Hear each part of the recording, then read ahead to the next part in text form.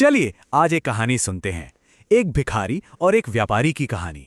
ये कहानी हमें दिखाती है कि कैसे कभी-कभी एक छोटी सी मुलाकात किसी की पूरी दुनिया बदल सकती है। जरा सोचिए, क्या सिर्फ एक सवाल किसी की पूरी जिंदगी बदल सकता है? सुनने में शायद अजीब लगे, पर यह कहानी हमें इसी सवाल का जवाब देती है। तो चलिए इस सफर पर निकलते हैं। तो कहानी शुरू होती है एक भिखारी की सोच से, उसकी दुनिया से, जहां हर चीज सिर्फ मांगने पर टिकी हुई थी। एक भीड़-भाड़ वाला रेलवे स्टेशन, वहीं एक भिखारी अपनी जिंदगी काट रहा था। उसका पूरा दिन, पूरी जिंदगी बस एक ही काम पर टिकी थी, मांगना। उसकी पहचान ही एक लेने वाले की थी। उसे ये पता ही नहीं था कि देने का मतलब क्या होता है। और फिर एक दिन उसकी इस रोज की दुनिया में एक ऐसा इंसान आता है जो सब कुछ बदलने वाला था।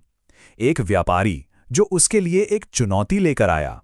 तो उस भिखारी ने एक अच्छे कपड़ों वाले आदमी को देखा और जाहिर है उसके मन में एक उम्मीद जगी। लेकिन उस आदमी ने उसे पैसे नहीं दिए, नहीं, बल्कि कुछ ऐसा दिया जो पैसों से कहीं ज्यादा कीमती था। एक सवाल। उस व्यापारी ने जो कहा, वो शब्द भिखारी के कानों में गूंजने लगे। उसने कहा, जब तुम कुछ दे नहीं सकते तो तुम्हें मांगने का कोई हक नहीं है। मैं एक व्यापारी हूं और मैं लेन देन में यकीन रखता हूं। ये सिर्फ शब्द नहीं थे, ये तो एक आईना था जो उसे उसकी सच्चाई दिखा गया। अब व्यापारी की वो बात भिखारी के दिमाग में एक तरह से अटक सी गई और यहीं से उसके अंदर एक बदलाव की शुरुआत हुई।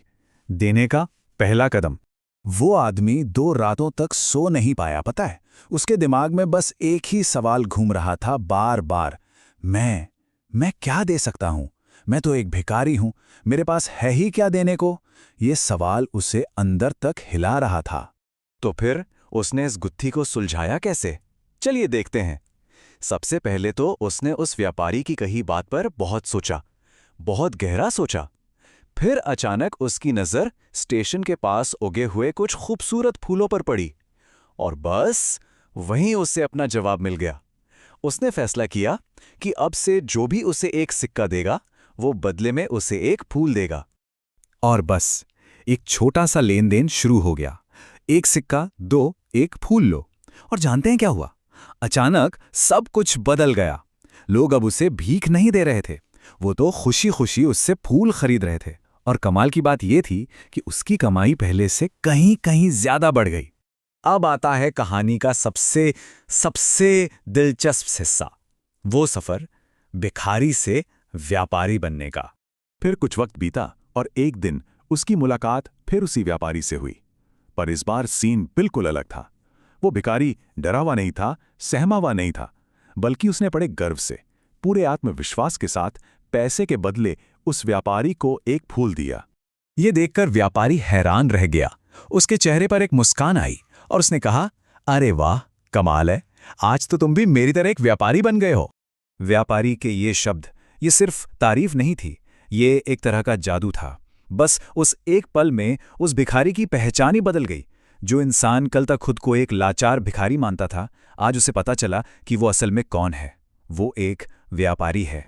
व्यापारी की ये शब्द उसके दिलो दिमाग पर छा गए। जैसे ही ट्रेन आगे बढ़ी, वो आसमान की तरफ देखकर पूरी ताकत से चिल्लाया, मैं भिखारी नहीं हूं, मैं एक व्यापारी हूं।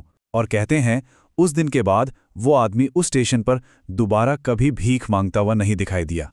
तो इस पूरी कहानी का मतलब क्या है? बहुत सीधा और सिंपल। अपनी सोच बदलो और जिंदगी अपने आप बदल जाएगी। अब जरा कहानी को 6 महीने आगे ले चलते हैं। उसी स्टेशन पर 2 कामयाब लोग मिले। एक तो वही पुराना व्यापारी था और दूसरा कोई और नहीं बल्कि वही भिखारी था जो अब फूलों का एक बहुत बड़ा कारोबारी बन चुका था। सोचिए जरा उसका सफर, कहां सिर्फ लेने वाला, फिर बना मूल्य देने वाला और आखिर में एक कामयाब व्यापारी। इस कहानी का जो सार है उसे कहते हैं लेन देन का नियम। ये जिंदगी का एक बहुत ही बेसिक सिद्धांत है कि अगर कुछ पाना है तो पहले कुछ देना सीखना होगा। व्यापारी ने भिखारी को बस यही एक पाठ पढ़ाया था और वो उसकी जिंदगी बदल गया। और फिर उसे एक और गहरी बात समझ आई कि लोग उस पे दया करके पैसे नहीं दे रहे थे। नहीं, वो तो असल में उसके ग्राहक थे जो उसके फूल खरीद रहे थे। मतलब व्यापारी से उसे 2 सबक मिले। पहला सबक था कि उसे करना क्या है, और दूसरा, जो उससे भी ज्यादा जरूरी था, कि वो असल में है कौन। तो चलिए इस कहानी से मिले जरूरी सबक को फटाफट दोहराते हैं। पहली चीज, असली कामयाबी कहीं बाहर नहीं, हमारी सोच के अंदर छिपी है। दूसरी, बड़ा बनने के लिए पहले बड़ा सोचना पड़ता है। तीसरी बात, अपना फोकस लेने से हटाकर देने पर लाएं, दूसरों की जिंदगी में वैल्यू ऐड करने पर। और हाँ, ये याद रखें कि हम खुद को जो समझते हैं, जिंदगी हमें वही बना देती है। और सबसे जरूरी, अपनी सोच को बदलिए और पूरी दुनिया बदल जाएगी। तो अब जाते जाते बस एक सवाल, आज ऐसा क्या है जो दूसरों को दिया जा सकता है? जरूरी नहीं कि वो कोई बड़ी चीज हो, शायद थोड़ा सा ज्ञान, थोड़ा सा वक्त, या शायद सिर्फ एक फूल। इस पर सोचिएगा जरूर।